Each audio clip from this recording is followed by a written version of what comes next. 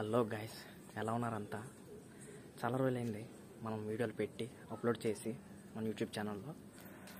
చాలా రోజులు కాదు, నెలనొచ్చు, మేబీ 1 year దగ్గర. అప్పటి నుంచి మనం వీడియోలు ఏవి ఇందులో అప్లోడ్ చేయలేదు. చాలా రోజులకి మళ్ళీ ఇప్పుడు వీడియో అప్లోడ్ చేయబోతున్నాను. ఏ వీడియో అంటే మా ఊరు పక్కనే ఉన్నట్టు, అంటే శ్రీరాంపురం అనే విలేజ్ పక్కన కల్లేపల్లి రేగ అనే గ్రామంలో ఒక పెద్ద కొండ, ఆ కొండపై రామాలయం, ఆ కొండ కిందన ఉన్నటువంటి శివాలయం, ఆ రెండింటిని నేను దర్శనం చేసుకుంటాను. అదే వీడియోని మీకు చూపిస్తాను.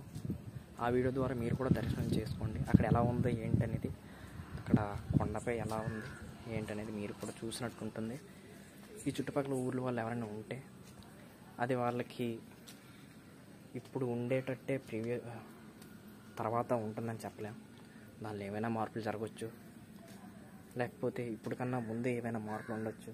సో అప్పటికిప్పటికీ కంపారిజన్కి ఒక వీడియో ఉండాలి కాబట్టి నేను పెట్టిన వీడియో ఉంటుంది కాబట్టి చివరి వరకు నా యూట్యూబ్ ఛానల్ ఉన్నంత వరకు సో చెప్పుకోవడానికి, చూపించుకోవడానికి ఇది ఒక వీడియో కింద బాగుంటుంది కాబట్టి పెడతాను.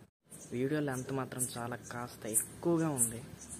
సో ఓపిక్గా చూడగలిగిన వాళ్ళు చూడండి, లేదనుకుంటే స్కిప్ చేసుకోండి మధ్యలో. కానీ వీడియో మాత్రం చూడండి. సో ఇలా మాట్లాడుతూ ఉంటే ఇంకా ఎక్కువ పెరిగిపోద్ది వీడియో. సో వీడియోలోకి తొందరగా వెళ్ళిపోతాం.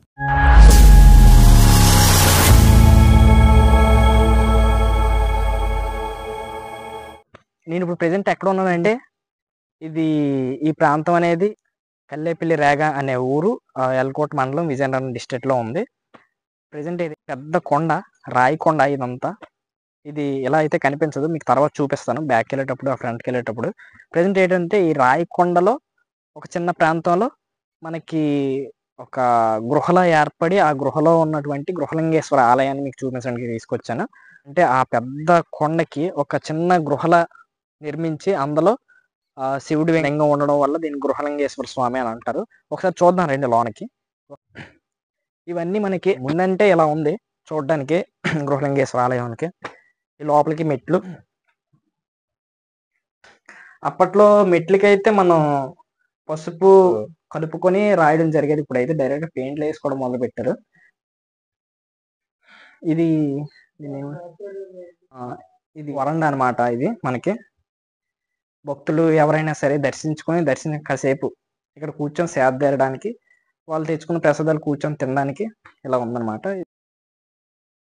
ఇక్కడ చూసుకుంటే గంట స్తంభం ముందున ఓంకారం సింబల్ ఉండి, లోపల మనకి కృష్ణుడి యొక్క అవతారం ప్రతిమలు కనిపిస్తున్నాయి.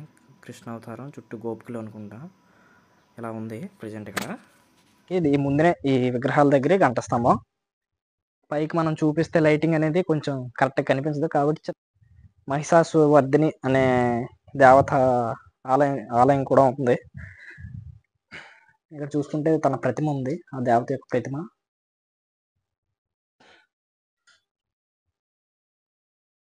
ఇలా మనం గృహలింగేశ్వర ఆలయంలోకి వెళ్ళాలంటే ముందుగా ఈ మెట్లు.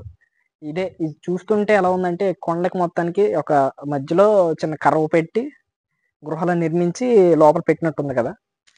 సో అందుకనే దీన్ని గృహలింగేశ్వర ఆలయంగా పిలుస్తున్న నేను అనుకుంటున్నాను. ఇక్కడ చూస్తే నంది, శివుడు ఎక్కడున్నా సరే నంది ఖచ్చితంగా దానికి ఎదురుగా ప్రతిష్ఠించి ఉంచుతారు. అంటే నంది వాహనం అనమాట శివుడికి. అది పురాతనమైనది అనమాట. ఈ నంది అనేది పురాతనమైనది. సో విరిగిపోవడం రకరకాలు జరుగుతుంది కదా, దాన్ని అప్డేట్ చేసి కొత్త నంది అయితే నిర్మించారు. పూర్వంలో ఈ గృహలింగేశ్వర ఆలయాన్ని దర్శించుకోవడానికి చాలా మంది వచ్చేవాళ్ళు కదా. వాళ్ళు ఏంటంటే దర్శించుకోవడానికి అప్పట్లో ఈ మెట్లు ఉండేవి కావు, చోట్ల జారిపోతుండేదంట అంతకుముందు. తర్వాత కొన్ని సంవత్సరాల తర్వాత వీళ్ళు ఈ మెట్లు ఎక్కడానికి సదుపాయంగా కట్టారనమాట. ఒకసారి రండి. దగ్గరికి వెళ్తున్న కొద్ది కర్వ అనేది తగ్గిపోతుంది, అంటే గృహ అనేది కొంచెం స్లోగా తగ్గిపోతుంది.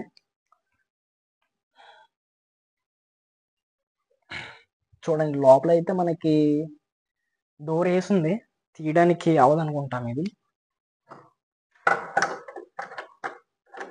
మనకి లోపల నుంచి తాళం వేశారు డోరు, సో తీయడానికి అవదు. మనం ఇక్కడ హోల్ ఉంది, హోల్ నుంచి చూపిస్తాను ఒకసారి చూడండి. లోపల ఏంటంటే శివలింగం ఉంది. పైనుంచి మనకి అభిషేకం చేయడానికి ఒక ప్రమిద, దాన్ని ఏమంటారో తెలీదు. తర్వాత చెప్తాను. అదొకటి ఏర్పాటు చేశారు. తర్వాత ప్రతిమలతో పాటు ఆ ఫోటో పెట్టారనమాట. పక్కనే వినాయకుడి ప్రతిమ కూడా ఉంది చూడండి, రైట్ సైడ్. అది ఓకే. ఇక్కడ నుంచి చూస్తే ఇలా ఇదంతా పైన షెడ్. అంటే మధ్యాహ్నం పూట కానీ లేకపోతే వర్షాకాలంలో కానీ ఎవరైనా వచ్చినప్పుడు తడిసిపోకుండా లేకపోతే ఎండకి ఆ వేడిని తట్టుకునేటట్టు ఈ షెడ్లు కూడా ఏర్పాటు చేశారనమాట నీడ కోసం. అంతకుముందంతా ఇదంతా ఓపెన్ ఏరియాలో ఉండేదన్నమాట. సో బట్ ఈ షెడ్ వేసాక కొంచెం నీడ అనేది ఉంటుంది వచ్చిన వాళ్ళకి, దర్శించుకోవడానికి వచ్చిన వాళ్ళకి. చుట్టూ నిర్మానుష్యమైన ప్రదేశం, ముందుకొస్తే కనబడుతుంది చుట్టూ పొలాలే. దీని తర్వాత ఇక్కడ ఇది ఒకటే కాదు ప్రత్యేకమైనది, పైన ఈ కొండ పైన మనకి రామాలయం ఉంది. దాన్ని కూడా నేను అటువైపు నుంచి మెట్లు ఉన్నాయి కాబట్టి అటువైపు నుంచి మీకు చూపించడం జరుగుతుంది. ప్రెసెంట్ ఇక్కడ చూసాం, అక్కడికి వెళ్ళాక నేను మళ్ళీ స్టార్ట్ చేస్తాను. సరే గైస్, ఇప్పుడే గృహలింగేశ్వర ఆలయం దర్శించుకుని కిందకి వచ్చాం కదా. శ్రీరాముల వారి ఆలయం పైన ఈ కొండ పైన ఉందని చెప్పాను కదా. సో అక్కడికి మనం ఎక్కాలి అంటే మనం ఆ వేగుండా వెళ్ళి అక్కడ మెట్లు ఉంటాయి అన్నమాట. డైరెక్ట్గా ఆ మెట్లు గుండా వెళ్తే మనం చేరుకోవచ్చు. సో ప్రెసెంట్ ఈ తోవగుండా వెళ్తే ఇక్కడ మనకి ఒక పెద్ద మర్రి చెట్టు కనిపిస్తుంది చూసారా. ఆ మర్రి చెట్టు కింద ఇక్కడ ఎవరైనా దర్శించుకునేటోళ్ళు ఎవరైనా వస్తే అక్కడ కూర్చుంటారనమాట కొంతసేపు. ఎందుకంటే చాలా దూరం నుంచి వచ్చిన వాళ్ళు ఉండటం, నడిచి లేకపోతే ఎండతో వచ్చిన వాళ్ళు ఎవరైనా ఉంటే అక్కడ లోపల దర్శించుకొని చెట్టు కింద కూర్చుంటే చల్లగా ఉంటుంది. మరి పెద్ద ఓడలతో ఉంది మర్రి చెట్టు. ఆవులు కాసుకునే వాళ్ళు కూడా ఈ చుట్టుపక్కల చూస్తే మీకు అంతా పచ్చని పొలాలు. ఇప్పుడు ఏంటంటే వేసవికాలంలో వచ్చాం యాక్చువల్గా మేము వీడియో. వేసవికాలంలో మనకైతే పచ్చని పొలాలు ఏ కనిపించవు, కాకపోతే మనం వర్షం పడింది కాబట్టి పైన గడ్డి మొలకలు కనిపిస్తాయి. ఇక్కడ గడ్డి దవరించుకునే ఉంటారు కదా చాలా మంది, వాళ్ళంతా ఇక్కడ వాళ్ళ నీడలో ఈ చెట్టు కింద ఉంటారనమాట. ఇంకోటి ఏంటంటే ఇది నాకు పూర్తిగా తెలీదు కాబట్టి నేను విన్నాను. ఇదేంటంటే ఇక్కడ వాటర్ ఉంటుంది చూడండి, ఇక్కడ వాటర్ ఉందో చూసారా, ఈ వాటర్ ఎప్పటికీ ఇంకిపోదు అని విన్నాను అనమాట. అంటే వేసవికాలం వచ్చినా సరే, ఇంకా ఎంత ఎండ గట్లు కాసినా సరే ఆ వాటర్ అనేది ఇంకిపోదు. యాక్చువల్గా వేసవికాలం చూడండి, వాటర్ అయితే అలాగే ఉంది, ఇంకిపోలేదు. చాలా మంది భక్తులు ఎవరైనా సరే ఈ దేవస్థానాన్ని దర్శించుకోవడానికి ఎవరైనా వస్తే వాళ్ళు ఈ నీటిలో మునిగి తర్వాత దర్శనానికి వెళ్ళినట్టు అంతకు ముందు కొంతమంది చెప్తున్నారు. సో ఆ ముందుని మనకి విగ్రహాలు చూస్తే కొత్తగా కట్టారనమాట. ఇలా దర్శించుకోవడానికి లోపలికి వినాయకుడు, మన శివుని యొక్క కుమారులు అనమాట. ఒకటి వినాయకుడు, తర్వాత కుమారస్వామి. ఇందాక చెప్పాను కదా, నంది శివలింగం ఉన్నా శివుడు ఉన్నా సరే దానికి ఖచ్చితంగా నంది మహాదేవుడు ఉండాల్సిందే. సో నంది కూడా ఉంది. ఇక్కడ చూసుకుంటే ఇందాక నేను చెప్పిన వాటర్కి లోపలికి వెళ్ళి ఇప్పుడు స్నానాలు చేయాలంటే దానికి మెట్లు కూడా ఉన్నాయన్నమాట. ఈ మెట్లు గుండా వెళ్ళి మనం స్నానం చేసుకోవచ్చు. స్నానం చేసుకొని వచ్చి దర్శనం చేసుకోవచ్చు. దగ్గరికి వచ్చేసాం. అలా వెళ్తే మనకి పైన రాముల వారి టెంపుల్ అయితే మనం చూడొచ్చు. అది యాక్చువల్గా ఇది వెలిసిందని అన్నారు. అంటే మనకి గృహలింగేశ్వర ఆలయం అనేది వెలిచింది అంటే ఇక్కడ కొత్తగా కట్టింది కాదు, పూర్వం నుంచి ఉంది అన్నట్టు చెప్పారు. తర్వాత దాన్ని దర్శించుకోవడానికి కానీ ఏమైనా చేయడానికి కానీ ఇంప్లిమెంటేషన్ చేశారు, అప్డేట్ చేశారు. కానీ అది వెలిసింది అని చెప్పారు. ఇదైతే మనకి రాములవారి టెంపుల్ పైన కట్టిన రాములవారి టెంపుల్ అయితే అది కట్టారు ఈ ఊర్లో. ఇంకా పాతది చరిత్ర ఉంది, అది చెప్తే కొంతమంది నమ్ముతారు, కొంతమంది నమ్మరు. తర్వాత చెప్తాను. చూస్తున్నారు కదా గాయస్, ఇదే నేను ఇందాక చెప్పానుగా మనకి కొండపైన టెంపుల్ రామాలయం అని చెప్పాను కదా, అది అక్కడ ఉంది చూసారా. పైన గోపురం కనిపిస్తుంది కదా, అది మనకి రామాలయం టెంపుల్. ఆ టెంపుల్కి మనం ఈ మెట్ల ద్వారా వెళ్ళాలి. మేము ఇందాక చూపించింది అటువైపు అటువైపు గృహలింగేశ్వర ఆలయం అనమాట. అక్కడ లోపల గృహలా ఉండి ఆ లోపల అక్కడి నుంచి ఇలాగ వచ్చాం. యాక్చువల్గా అయితే మేము ఇలాగే రావాలి, బట్ మేము ముందుగా అక్కడికి వెళ్ళి మెయిన్ అయితే అది, తర్వాత ఇది నిర్మించింది కాబట్టి తర్వాత చూపిస్తున్నా. ఇలా మెట్లు ఎక్కుంటే వెళ్దాం. ఇదంతా కొండ ఎలా ఉందంటే ఏదో గుండు గీసినట్టు ఉంది, చెట్లతో దట్టంగా ఉండవలసిన కొండ, కాకపోతే చెట్లు ఏవి లేకుండా ఒక రాయిలా ఒక గుండులా ఉందన్నమాట, గుండు కొండలా. మొత్తం అంతా ఎక్కడో ఒకటి రెండు చెట్లు ఉంటాయి చిన్న నేల తగిలిన దగ్గర, ఇదంతా మరి రాయ. ఇక్కడ చూసుకుంటే మీరు గడ్డి కనిపిస్తుంది చుట్టుపక్కల చూస్తే. ఆ గడ్డి ఏంటంటే ఇక్కడ చుట్టుపక్కల పొలాలు ఎవరైతే ఉన్నాయో ఆ పొలాల నుంచి ఆ గడ్డి సాఫ్ట్గా నున్నగా ఉండడం వల్ల దీని మీద నూర్పు అంటారు. అంటే వరి నుంచి ధాన్యం తీసే పద్ధతి ఉంటుంది కదా, అదనేది దీనిపైన చేసుకుంటారు అనమాట. గడ్డి కోత కోసి ఇది కుప్ప కట్టడం అంటారు దీన్ని. ఇలా కుప్పలు వేసి కొన్ని రోజుల తర్వాత వాళ్ళకి ఎప్పుడు టైం దొరికేటప్పుడు ఇవి వీటిపై వేసుకొని ఆ ధాన్యాన్ని వెలికి తీసే పద్ధతిని అవలంబిస్తారు అనమాట. సో ఇవి మెట్లు చూస్తే ఎక్కువ త్వరగా పర్లే. ఇక్కడ మీరు సరిగా గమనించారో లేదో, ఈ మెట్లు చూస్తుంటే ఎలా ఉందంటే ఇక్కడ పేర్లు ఉన్నాయి. ప్రతి మెట్టుకి మధ్యలో నల్లగా ఒక 3 ప్లేసుల్లో బ్లాక్ ఉండి పేర్లు ఉన్నాయన్నమాట. యాక్చువల్గా ఇది మనకి ఇంతకు ముందు ఇలా ఉండేది కాదు. ఇలా ఇప్పుడు పక్కన చూస్తున్నారు కదా, పక్కనే చూపించు ఒకసారి. ఈ పక్కనే ఇది ఎలా ఉందో అలా ఉండేది. ఈ మెట్లు ఏంటంటే రీసెంట్గా కట్టారు, ఒక 3-4 ఇయర్స్ బ్యాక్ అనుకుంటా. అది ఈ పేర్లు అవి స్పాన్సర్స్ అనమాట వీళ్ళు.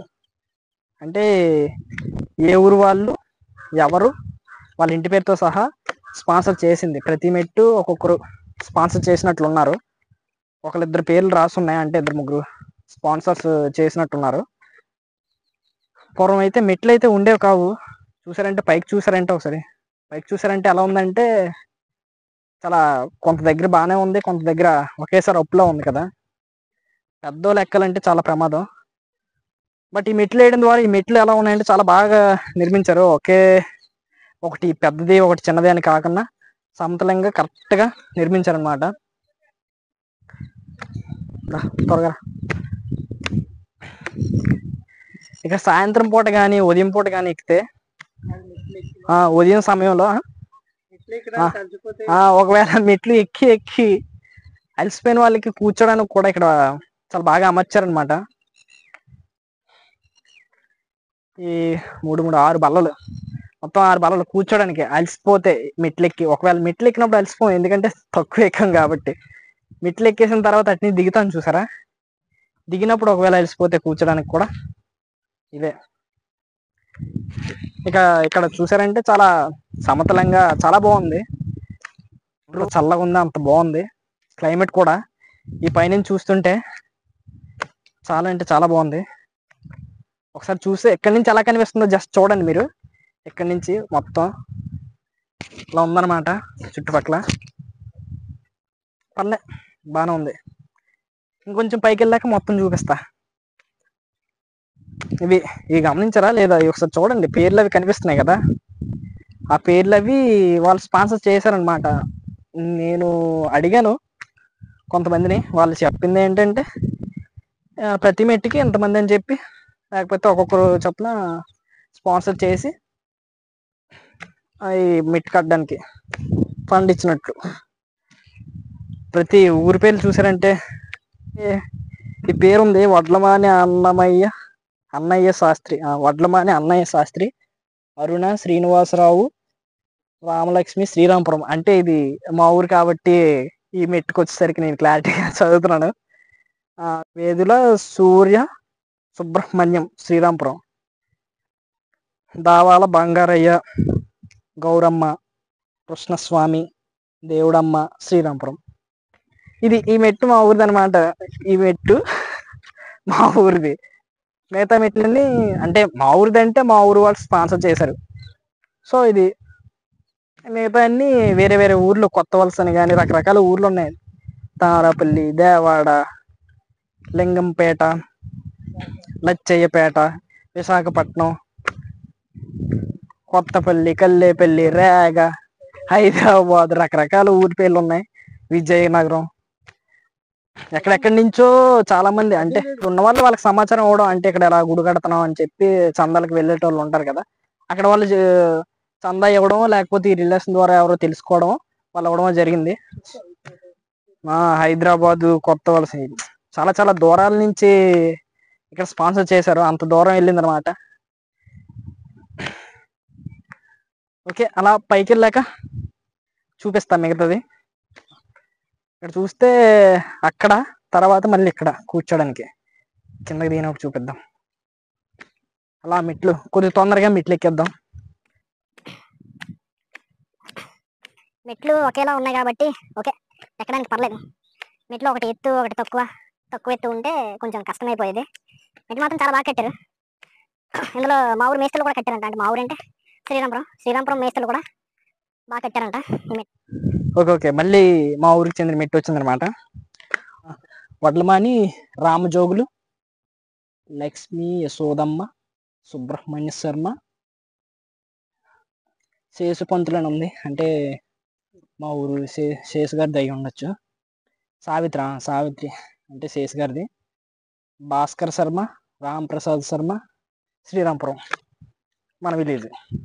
2 మెట్లు ఉన్నాయి మన ఊరికి. సో చాలా దూర ప్రాంతాల నుంచి కూడా ఈ మెట్లు కట్టడానికి సహాయం చేసిన వాళ్ళు ఉన్నారు. చాలా చెప్పుకోదగ్గ విషయమే.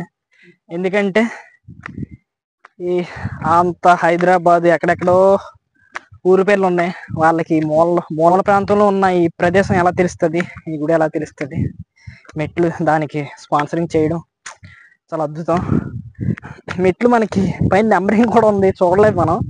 నెంబర్లు చూస్తే మొత్తం 281. ఇక్కడ చూడండి ఒకసారి, 281 మెట్లు మొత్తం. దగ్గర 282 దీంతో ఎక్కిసాం పైన. ఓకే బాగానే ఉంది. కాస్త పాతపడిన గోడల్లా కనిపిస్తున్నాయి చుట్టూ చూస్తే, కానీ మంచి ఎక్స్పీరియన్స్ కొండ ఎక్కడం. చుట్టూ చూడండి ఒకసారి, చూపించు. చాలా బాగుంది క్లైమేట్. ఇంత కొంచెం ప్రెజెంట్ మబ్బు వేసింది అనమాట. సో మనకి అలా కనబడుతుంది. సైడ్కి వెళ్ళి చూద్దాం కొద్ది. ఎట్టకెళ్ళి మనం ఎక్కేసాం, చివరికి వస్తాం. ఇది మనకి రామాలయ ముఖద్వారం అనమాట. ఈ రామాలయ ముఖద్వారంలో మనకి నల్లని ప్లేట్తో మనకు ఉంది కదా. ఇక్కడ ఏంటంటే ఎవరు దాన్ని నిర్మించడానికి సహకరించిన వాళ్ళు అక్కడ ఉంది చూసాను. నిర్మించడానికి అనమాట. రామాలయ నిర్మాణం ఎవరు చేయించారు ఏంటి, ఆ ఫండ్ ఇచ్చిన వాళ్ళు ఇవన్నీ ఉన్నాయన్నమాట. 1926వ సంవత్సరంలో ఇది రేగ గ్రామంలో నిర్మించినట్లు ఇక్కడ రాసిందనమాట. లోనకి వెళ్దాం, రాముల టెంపుల్ లోపలికి రాగానే ఇక్కడ చూస్తే గంట స్తంభం గుడికి ఎదురుగా. ఇంకా లోపల ఉన్నట్టున్నా. ఇక్కడ గంట స్తంభం ఉంది గోల్డ్ కలర్లో. తర్వాత రాముల వారిది. పండగ అయ్యేటప్పుడు వాళ్ళు ఏం చేస్తారంటే ఈ గుడిపైకి అరటిపళ్ళు అనమాట, బయట నుంచి అరటిపళ్ళుతో కొడతారనమాట. అరటిపళ్ళు దానిపైన ఒకవేళ వీళ్ళు విసిరిన అరటిపళ్ళు ఏమైనా దానికి అక్కడ ఉంటే, పైన ఉంటే వాళ్ళు కోరుకునేది జరుగుతుందని వాళ్ళ నమ్మకం అనమాట. అది లోపల చూస్తే పాత ప్రతిమలు, అంటే అప్పటి కాలంలో చేసినవి అనమాట. మళ్ళీ వీళ్ళు కొత్తగా ఏం తయారు చేయాలి, అవే ప్రతిమలు ఉంచారు. గుడిని కొంచెం డెవలప్ చేసినా సరే ఆ ప్రతిమలు మాత్రం పాతవే. ఇది రామాలయ టెంపుల్. చుట్టూ చూసుకుందాం. ఇక్కడ ఏంటంటే దేవాలయం చూడడానికి కొంతమంది వస్తారు, కొంతమంది ఏంటంటే ఈ చుట్టుపక్కల ఉన్న ప్రాంతాలు ఈ కొండపైకి ఎక్కితే చాలా క్లియర్గా కనిపిస్తాయి. ఇప్పుడు రాముల వారి అవతారాలు మత్స్య అవతారం, కూర్మ అవతారం, ఇది ఆల్రెడీ ప్రీవియస్ వీడియోలో శ్రీరామపురం అనే గ్రామంలో రాములవారి టెంపుల్ దగ్గర వివరించాను. ఇప్పుడు అక్కడ ఏంటంటే డైరెక్ట్గా బొమ్మలు చెక్కారు, ఇక్కడ డిజైన్ చేసి బొమ్మలు వేశారు. మత్స్య అవతారం, కూర్మ అవతారం, వరాహ అవతారం, తర్వాత నరసింహ అవతారం, ఇది వామన అవతారం, పరశురామ అవతారం. ఈ అవతారాలన్నీ విష్ణుమూర్తి ధరించినవి అనమాట, ఎత్తినవి అనమాట. రామావతారం, ఇది రామావతారం. ప్రజెంట్ మనం రామాలయంలో ఉన్నాం, అది రామావతారం. కృష్ణ అవతారం, తర్వాత బుద్ధ అవతారం లాస్ట్ అనమాట.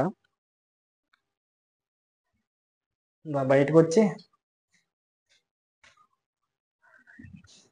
టెంపుల్ ముందు నుంచి చూస్తే మనకి వ్యూ అనేది ఈ విధంగా కనిపిస్తుంది, చూస్తున్నారు కదా. అదే టెంపుల్ బ్యాక్ సైడ్ కూడా చాలా బాగుంటుంది వ్యూ అనేది. మీరు ఇక్కడ గమనిస్తున్నట్టయితే ఇక్కడ పెద్ద రాళ్ళకుట్ట కనిపిస్తుంది లెఫ్ట్ సైడ్, కుర్రాడు నడుస్తున్నాడు కదా. ఆ రాళ్ళకుట్ట అనేది ఏంటంటే పూర్వం ఈ టెంపుల్ని దర్శించుకోవడానికి కింద నుంచి పైకి ఎక్కినప్పుడు కొంతమంది ప్రజలు వాళ్ళకి దొరికిన రాయి పట్టుకొని వచ్చి ఇక్కడ వేయడం జరిగింది. అది ఎందుకు అని అంటే ఫ్యూచర్లో ఏమైనా డెవలప్మెంట్ ఏమైనా జరిగితే గుడికి సంబంధించి ఏమైనా కడితే దానికి ఉపయోగపడుతుందనే విధంగా. ఇక్కడ చూస్తున్నారు కదా మనకి వ్యూ అనేది బ్యాక్ సైడ్ నుంచి ఎలా కనిపిస్తుందో ఈ విధంగా ఉంటుంది. బ్యాక్ సైడ్ నుంచి వ్యూ అనేది మొత్తం చెట్లు కానీ మొత్తం అంతా చూసారుగా చాలా చిన్న చిన్నగా కనిపిస్తున్నాయి.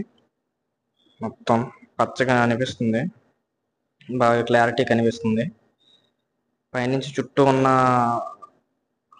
పొలాలు కానీ లేకపోతే ఇక్కడ కనిపిస్తున్న తోటలు కానీ అటువైపు ఊరు కూడా కనిపిస్తుంది దూరం నుంచి. మొబైల్లో కొంచెం క్లారిటీ అనేది సరిగా కనిపించదు.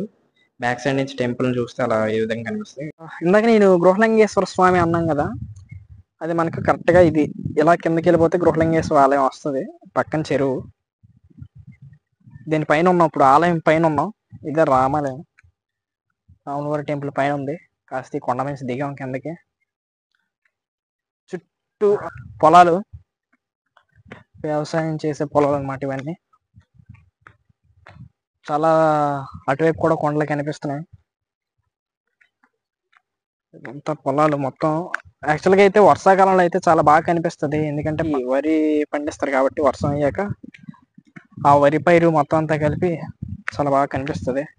కింద చూసారు కదా, ప్రీవియస్ నేను చూపించాను వాటర్ ఇంకిపోదు శివుని యొక్క ప్రతిమలాగా నిర్మించారని. అది కనిపిస్తుంది పైనుంచి ఉన్నప్పుడు, మనం పైన ఉన్నాం అనమాట. సరే దిగేద్దాం మెల్లగా, దిగుతూ మాట్లాడదాం.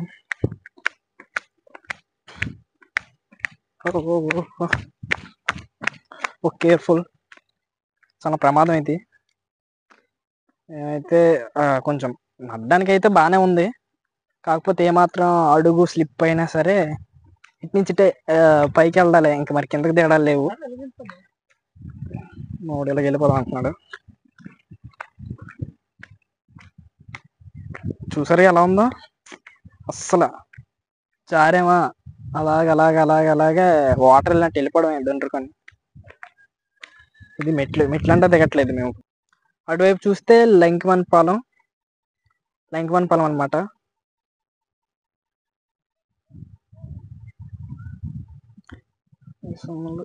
అది ఆ కొండ అవతల వేరే ఊర్లు ఉంటాయి, ఆ చుట్టుపక్కల ఉన్న ఊర్లకు సంబంధించిన పొలాలు కూడా చుట్టూ ఉన్నాయి. ఒకే ఊరిదని కాదు, అన్ని ఊర్లు కలిపి చెప్తారు. ఇక్కడ ఒక్కొక్కరిని అడుగుతుంటే ఒకవేళ చెప్తున్నారు, అంటే ఆ ఒక్క ఊరికే కల్లేపిల్లరే ఒక్క ఊరికి సంబంధించింది కాదు, అన్ని ఊర్లకు సంబంధించింది అన్నట్టు చెప్తున్నారు.